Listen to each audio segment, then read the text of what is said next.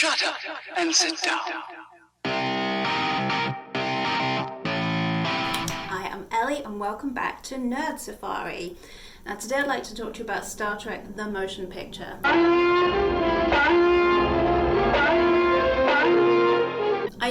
know, but bear with me. This will be okay. Very painless.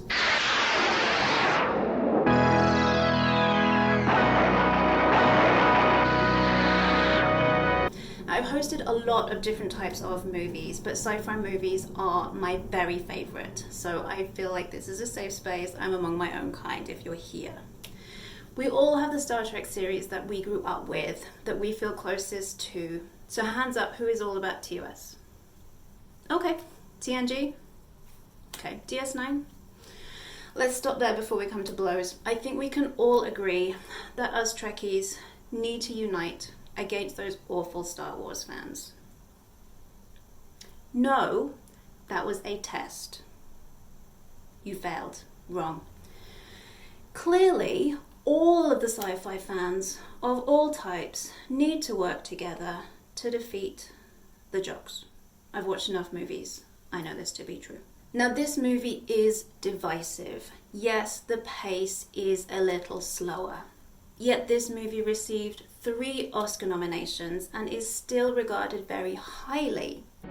We are aboard a huge starship called the Enterprise. It is no fluke that screenings of this movie, even in recent days, not very recent, we don't go outside anymore, do sell out very quickly. So why is this movie still so loved despite the mixed reception and despite the shambles that was the actual production? Travel forward with us, 300 years into the future, to confront the greatest mystery ever to threaten mankind. So a lot of this is thanks to Gene Roddenberry's very specific vision, which he did not hold back from expressing to everybody. He was incredibly protective of this world that he created. Several writers were involved and a lot left over frustration with how Roddenberry was making so many suggestions and changes, wasn't very receptive to any criticism, and he was often rewriting.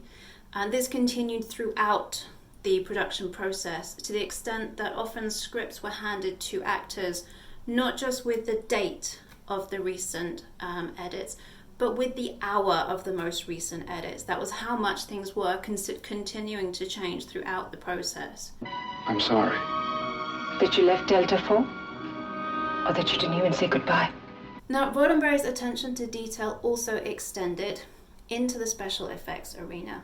This movie was intended to be a reboot, so it would have been 10 years since the last episode. So they considered it a feature-length TV episode. Inspired by the success of Close Encounters, you remember that movie. Other small indie movies you might have heard of, Star Wars. It meant that the scene was set for this to become a much more bankable movie.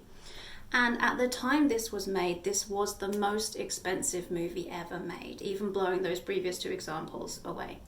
A large part of that was the special effects. They hugely upgraded the sets. They couldn't use the same ones from the TV shows to put on the big screen. They had enormous and incredibly intricate ship models and vast matte paintings. And so seeing this movie on the big screen, one day we'll be lucky enough to do that again, really gives us a chance to appreciate the level of detail that went into that work. Fire! Torpedoes!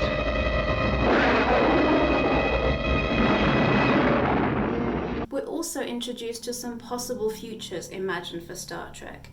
So we have Kirk 2.0 in the form of Decker. And joining them on their mission, Commander Will Decker. And the characters of Decker and Ilya and their implied relationship, the complexity, the kind of soulmate that you just really feel between them are prototypes for the relationship between Riker and Troy in The Next Generation. Now, the success of this movie, criticized though it is, did pave the way for us to get more Trek.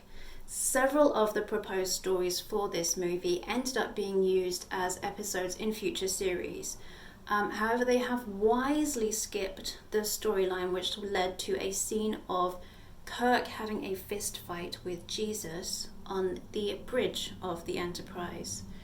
I think it was a wise choice to skip that one. Gene Roddenberry's mind was a very complex and exciting place.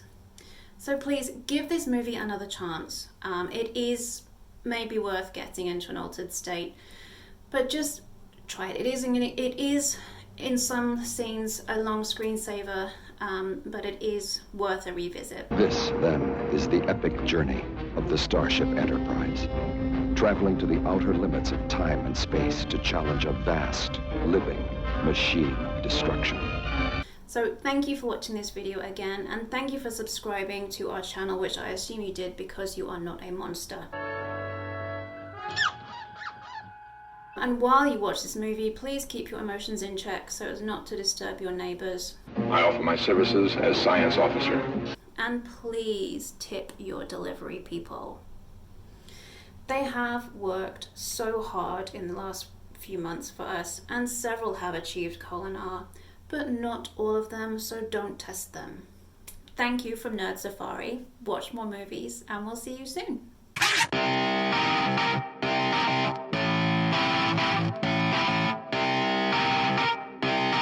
Shut up and sit down.